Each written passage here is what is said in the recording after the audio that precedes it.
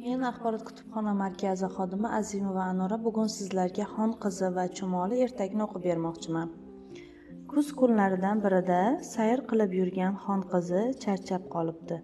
Xon qizijon, kela qol, mening barglarimning ustida uxlab dam olgin deb taklif qilibdi Qo'qongul. Xon qizi Qo'qongulning barglarining ustida yotib uxlab qolibdi. Shu payti to'satdan qattiq yomg'ir yog'a boshlabdi. Qo'qongul qancha urinmasin qattiq uxlab yotgan Xon qizini uyg'ota olmabdi. Uyqusi pishillab uyg'ongan Xon qizi qarasa, postidagi qora xollari yomg'irda yuvilib ketganmish. Bundan Xon qizi juda ham xafa bo'libdi. "Hoy qo'shni, nima bo'ldi? Nega xafasan?" deb so'rabdi uyasi oldida surat chizayotgan Chumolijon. "Uxlab yotganimda yomg'ir postimdagi qora xollarimni yuvib yuboribdi", debdi Xon qizi. "Mayli qo'shnijon, xafa bo'lma. Menda suvda o'chmaydigan bo'yoq bor.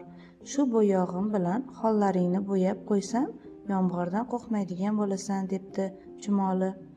Chumoli qora bo'yog'ini olib kelib, Xon qizining postiga qora xollarini chizib qo'yibdi. Shundan keyin Xon qizi yomg'irdan qo'rqmaydigan bo'libdi.